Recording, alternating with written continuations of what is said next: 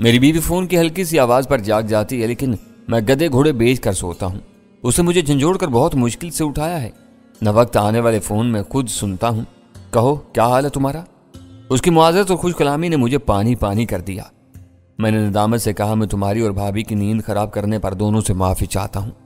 اگر تمہارے ذہن سے نیند کا خمار اتر گیا ہو تو میں تم سے انڈین کونسل ہاؤس کے BL چوپڑا کے بارے میں کچھ معلومات حاصل کرنا چاہتا ہوں۔ یار نیند تو تمہاری آواز سنتے ہی ہوا ہو گئی تھی۔ یہ وہی ہے نا جو وہاں انفارمیشن آفیسر ہے؟ تمہاری یادداشت قابل رشک ہے۔ میں نے اسے سراہا۔ میں یہ جاننا چاہتا ہوں کہ آج کل اس کا زیر زمین دنیا کے کس آدمی سے میل جول ہے۔ اس وقت مشکل ہے، صرف دفتر کا ریکارڈ دیکھ کر بتا سکوں گا۔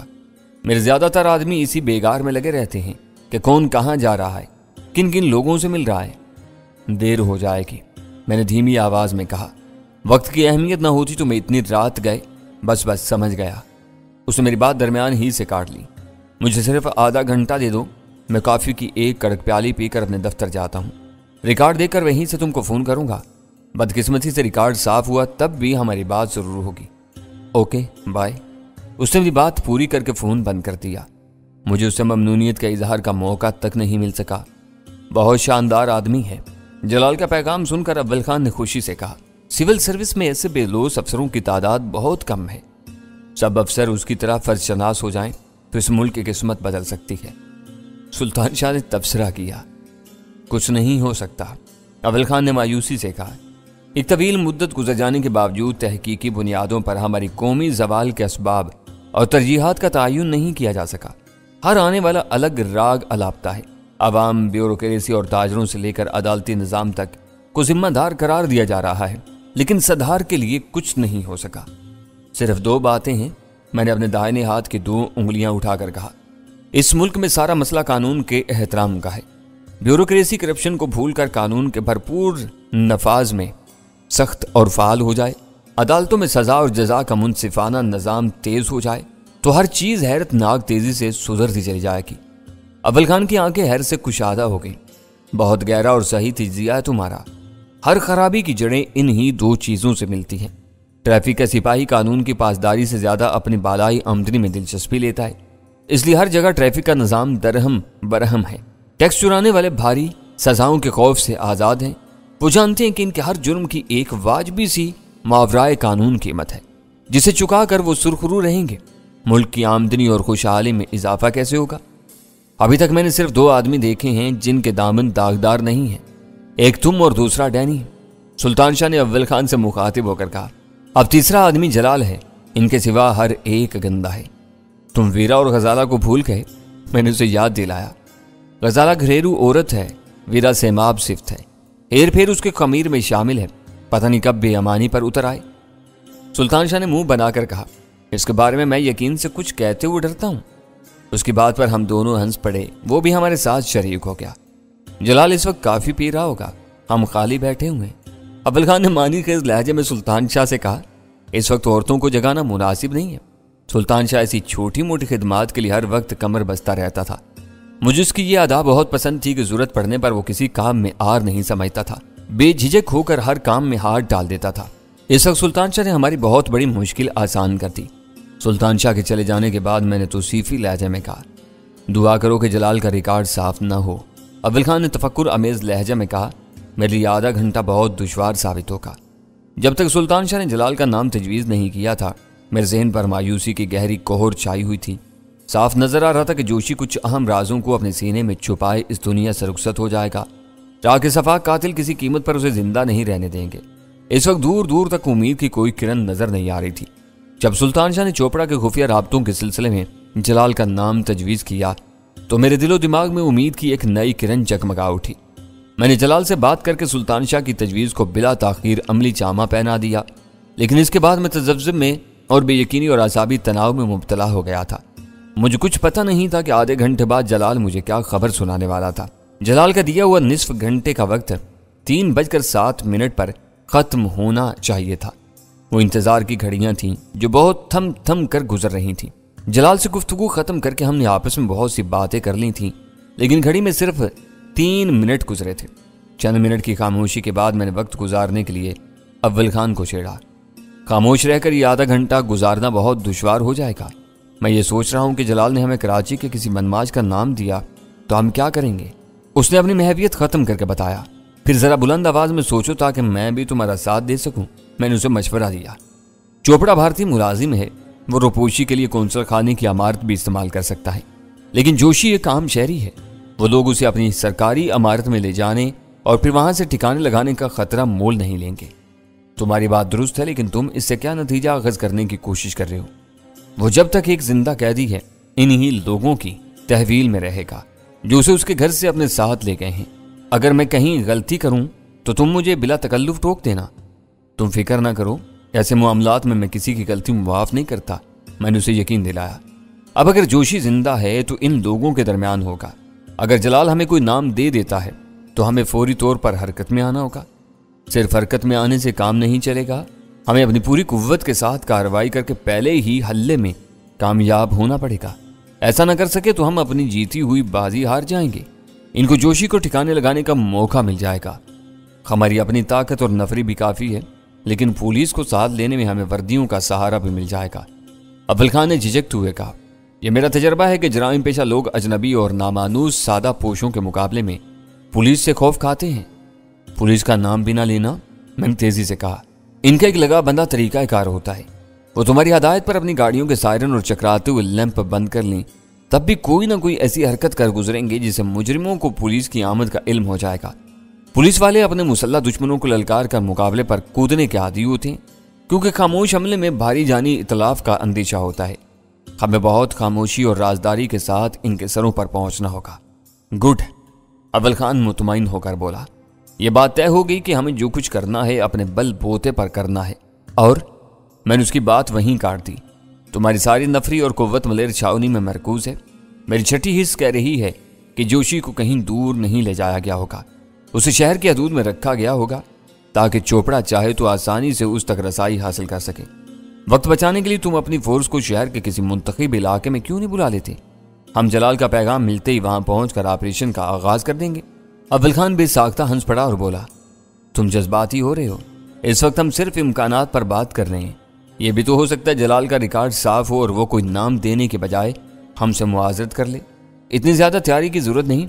मेरा स्ट्राइक यूनिट सिर्फ 5 मिनट के नोटिस पर कहीं भी रवानगी के लिए तैयार रहता है। इसमें 3 तेज रफ्तार गाड़ियां, 10 बेहतरीन निशानेबाज और हर किस्म के हल्के, भारी और दरमियानी बारूदी हथियार शामिल होते हैं। हमें अपने हदफ तक पहुंचने में देर नहीं होगी। मैंने अपने नुक्ते पर इसरार नहीं किया। रात के 3:15 बजे पूरा शहर सो जाता है।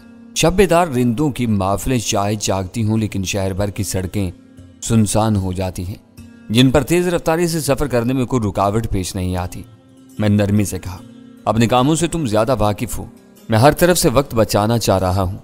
अगर तुम स्पेशल टास्क फोर्स के इंतजामात से मुतमईन हो तो मुझे इस बारे में फिक्रमंद होने की जरूरत नहीं है। मैं तुमको ये बता दूं कि इन लोगों पर जरा भी रहम नहीं किया जाएगा। वो सब मादर फरोश हैं, चंद टकों के लिए दुश्मन के हाथों बिके हुए हैं। इनमें से जो भी निशाने पर आया बेरहमी से भून डाला जाएगा। अमान सिर्फ जोशी के लिए होगी, जो हमारा असल हदफ है।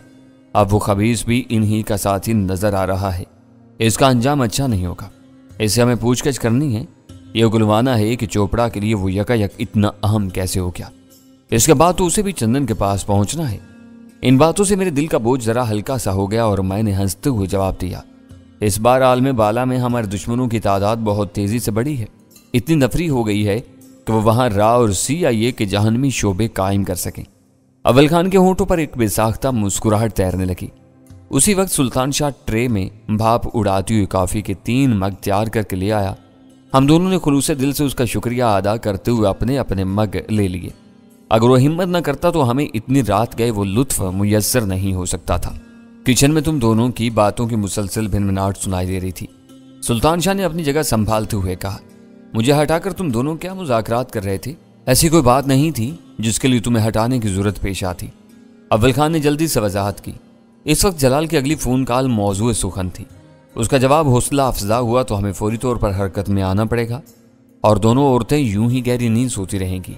सुल्तान शाह ने बरजस्ता सवाल किया, जब उन्हें चाय या कॉफी बनवाने के लिए नहीं उठाया गया तो मुहिम जोई के लिए क्यों छेड़ा जाएगा? मैंने उल्टा उसी से सवाल किया। सुवीरा को इल्म होगा तो वो बिफर जाएगी। सुल्तान शाह ने अपनी दानिश में मुझे होशियार किया। उसकी गुंजाइश नहीं है। मैंने उसका खदशा मुस्तरद कर दिया। इस वक्त वो इतने गहरे नशे में होगी कि हमारा साथ नहीं दे सकेगी। उसको देखकर अफसोस होता है। अव्वल खान ने अपने मग से कॉफी का घूंट लेकर जवाब दिया, तुम लोगों के साथ रहकर उसमें बहुत सी तब्दीलियां आ गई हैं। क्या तुमने कभी उसकी महनोशी छुड़ाने की कोशिश की है? कोशिश करके उसे किसी काम पर मजबूर नहीं किया जा सकता। वो कोई अजीब मखलूक है, अपनी रूह पर अमल करती है। जब तक वो खुद शराब नोशी तर्क न करना चाहे, कोई उसे इस काम पर आमादा नहीं कर सकता। अचानक रात के सन्नाटे में टेलीफोन की घंटी की आवाज़ किसी आसेबी चीख की मानिद गूंज उठी। बेसाख्ता मेरी नजरें बाल कलाक की तरफ उठ गईं, जहां 3 बजने में 2 मिनट बाकी थे। जलाल ने अपने दिए हुए वक्त की डेडलाइन से ठीक 2 मिनट पहले फोन कर लिया था। मैंने दूसरी घंटी बजने की नौबत आने से पहले ही झपट कर रिसीवर उठा लिया। हैरत की बात है, फोन उठाते ही मेरे कान में जलाल की मुजमहल सी आवाज आई। चोपड़ा का रिकॉर्ड बिल्कुल साफ है। हालिया दिनों में उसका किसी मशकूक मकामी आदमी से कोई राब्ता नहीं रहा। मुझे महसूस हो रहा है कि वो बहुत एहतियात से काम करने वालों में से है। मेरे लिए जलाल का वो जवाब हौसला शिकन था। मैंने सोचते हुए सवाल किया, क्या उसके हवाले से जोशी का नाम भी तुम्हारे रिकॉर्ड पर नहीं है? दूसरी तरफ चंद सानियों के लिए खामोशी रही, फिर जलाल की आवाज उभरी, हाँ मिल गया। इसका तफसीली हवाला है। वो दोनों अपने इलाके की हिंदू पंचायत कमेटी के अरकान हैं। इनके करीबी मरासम है। जोशी माजी में एक बदनाम और मशहूर मंशियात फरोश रह चुका है। कराची में हेरोइन के फरोग में वो बहुत पेश था। शुबह है कि वो शी या ऐसी ही किसी दूसरी ज़ेर ज़मीन सिंडिकेट का रुकन था। उसका माजी खंगाला गया, लेकिन वक्त गुजर जाने की वजह से कोई बात खुलकर सामने नहीं आ सकी कि वो कराची में हेरोइन फरोशों के किस गिरोह के लिए काम कर रहा था। पिछले कई सालों से वो गोशा नशी है। मैंने दरमियान में उसकी बात काट दी। 1 मिनट ठहरो, क्या तुम मुझे किसी फाइल के इक्तबासात सुना रहे हो? फाइलें अब फरसूदा हो चुकी हैं। हल्की सी बेजान हंसी के साथ उसकी आवाज़ आई। इस वक्त मैं कंप्यूटर पर जोशी और चोपड़ा का रिकॉर्ड देख रहा हूँ। चोपड़ा की वजह से जोशी हमारी निगाहों में आया था। फिर उसके बारे में कुछ छानबीन की गई तो पता चला कि वो अपने माजी से दस्तबरदार होकर गोशा नशीनी की जिंदगी गुजार रहा था। मजहब और मंतर के मामलात में उसका सारा वक्त गुजर जाता था। इस बार मैंने जलाल की गुफ्तगू में दखल अंदाजी नहीं की और वो बोलता रहा। वह मामूली दर्जे का बदमाश हुआ करता था। नामालूम लोगों की मजबूत पुष्पनाही से उसकी धाक जमती चली गई, लेकिन माली तौर पर वो कभी आसूदा हाल नहीं रहा। यह हैरतनाक बात है कि मंशियात फरोशी से तायब होते ही उसके पास पैसे की रेल पेल होती चली गई और उसने कराची के कदीम इलाके में कई जायदादें खरीद लीं। आज उसका गुजारा सिर्फ किराए पर है। वो इतना खुशहाल है कि दिल खोलकर अच्छे कामों में सरमायाकारी करता है। जलाल ने कोई नई बात नहीं बताई थी। जोशी के बारे में जलाल ने इन्हीं क्वाइफों की तस्दीक की थी जो वीरा हमें बता चुकी थी। इतनी रात गए तुम्हें अचानक जोशी और चोपड़ा कैसे याद आ गए? अपनी मालूमात दोहराने के बाद जलाल ने सवाल किया। इन दोनों ने हमारी रात काली की हुई है। दोनों अचानक गायब हो गए हैं। मैंने उसे मुख्तसरन बताया। गायब हो गए हैं? उसने हैरत से दोहराया, कहाँ से? चोपड़ा के घर पर ताला पड़ा हुआ है। जोशी को कुछ नामालूम आदमी गोलियों की बरसात में उठा ले गए। मैंने कहा, अब तुम घर जाकर आराम करो, इस बारे में सुबह तफसील से बातें होंगी। इस वक्त हम इन दोनों की राह पर लगे हुए हैं। कोई मुहिम दरपेश हो तो फिर मेरे लिए दिन और रात में कोई फर्क नहीं होता। बिस्तर से निकल आने के बाद मेरी सुबह हो चुकी है। मेरी परवाह किए बगैर तुम अपनी कहानी सुना डालो। जलाल ने पुरजोर लहजे में इसरार किया। अमरीकियों के मुकाबले में तुमने हमें बेदस्तो पा कर दिया है। मैंने गहरा सांस लेकर जवाब दिया। इनके बाद हमारे सामने सिर्फ भारतीय रह गए हैं। हम पुरअमन बकाए बाहमी के दावेदार हैं, इसलिए बेगुनाह भारतीयों के खून की होली नहीं खेल सकते। मुश्तबा भारतीयों में बुद्धू लाल चोपड़ा का नाम सरे फहरिस्त है, जो हमें चंदन गुरनानी ने बताया था। हम उसकी बू पर लगे हुए थे, मगर वो हमें जुल देकर कहीं रोपोश हो गया। तुम्हारा ख्याल है कि जोशी ने उसे पनाह दी हुई है? जलाल ने बेसब्री से सवाल किया। जलाल के इस अंदाजे की तरदीद के लिए मुझे पूरी कहानी सुनानी पड़ी। इख्तिसार के साथ वो वाक़यात दोहराते हुए मुझे बार बार यह ख्याल आ रहा था कि वीरा ने अपने तौर पर कोई तीर मारने के चक्कर में जोशी को फोन ना किया होता तो वो बखेड़ा इतना ना फैलता। हम आसानी के साथ चोपड़ा के घर का सुराग लगा के खामोशी से उसे मौत के घाट उतार देते और किस्सा ज़मीन बरसे ज़मीं ही निमट जाता। हमें रात गए जलाल को बिस्तर से निकालकर दफ्तर की तरफ न दौड़ाना पड़ता। ये तुम्हारी वीरा भी आफत की परकाला है। मेरी पूरी बात सुन लेने के बाद जलाल के तहसीन अमेज तबसरे ने मुझे चौंका दिया। वो कह रहा था, जहां डालती है कुछ न कुछ गन निकाल कर सामने ले आती है। अब यही देख लो कि जोशी उसकी दरियाफ्त है। वो इसका सुराग ना निकालती तो तुम बुद्धू को मार कर खुश हो जाते। वो संपोलिया खामोशी से परवान चढ़ता रहता। किसी को कानों कान भी पता न चलता कि वो क्या गुल खिला रहा है। तुम्हारी ये बात दुरुस्त है। मुझे हिचकिचाते हुए एतराफ़ करना पड़ा। वो सामने ज़रूर आ गया है, मगर उसकी वजह से उलझनें बढ़ गई हैं। बाद की परेशानियों से ये उलझनें बेहतर हैं। इस वक्त एक के बजाय 2 हरीफ तुम्हारे सामने हैं। तुम किसी भी वक्त इन दोनों को अपने निशाने पर ले लोगे। जलाल वीरा की कारकर्दगी की तारीफ पर तुला हुआ था। बस तुम दुआ करते रहो, मैंने बिला वजह ही तुम्हारी नींद बर्बाद की, मैंने मुजमहल सी आवाज में जवाब दिया। अभी कुछ कहा नहीं जा सकता, जलाल की तरफ से जवाब आया। कंप्यूटर पर चोपड़ा की कंप्यूटर फाइल कई जगह फैली हुई है। मैं तुमसे बात करते हुए हर जगह इसके रिकॉर्ड की जांच पड़ताल कर रहा हूं। हो सकता है कि कोई बात सामने आ जाए और मेरी भाग दौड़ का फल मिल जाए। तुम आराम से अपना रिकॉर्ड देख लो, मैं घर पर ही हूं। काम खत्म करके मुझे दोबारा फोन कर लेना, मैंने मशवरा दिया। वेरी गुड और थैंक यू, तुम्हारे मशवरे हमेशा मुनासिब और बरमहल होते हैं। जलाल के जवाब के साथ ही फोन बंद हो गया। एक वक्त में 2 काम करने की वजह से शायद वो अपने कंप्यूटर पर पूरी तवज्जो मरकूज करने में दुश्वारी महसूस कर रहा था। उसने फौरी तौर पर मेरा मशवरा कबूल कर लिया। जलाल से भी बात नहीं बन सकी। अब क्या किया जाए? सुल्तान शाह ने पुरतशवीश अंदाज में कहा। यूं कोई ऐसा बड़ा मसला नहीं है, जोशी का सुराग मिल जाएगा, बस जरा वक्त सर्फ होगा। अव्वल खान ने उसे दिलासा दिया। हम सब इतने गए गुजरे नहीं हैं कि शहर में अपने एक मतलूब आदमी का खोज ना निकाल सकें। यह दावा मत करो, मैंने मुस्कुराते हुए उसे टोका। अमेरिकी और भारतीय एजेंट अपने पूरे वसाइल के साथ एक मुद्दत से मुझे तलाश कर रहे हैं, लेकिन इनको नाकामी के सिवा कुछ नहीं मिला। हर शख्स डैनी नहीं होता, अव्वल खान ने बेपरवाही से कहा। खुद को 2% के इस बदमाश से मत मिलाओ, एक आध रोज में इसका ठिकाना मालूम हो जाएगा। तुम वाकई मुकद्दर के धनी हो। सुल्तान शाह ने सारी हिलाकर अव्वल खान की तायद की। FBI और CIA के अलावा ना जाने कौन कौन तुम्हें तलाश कर रहा होगा।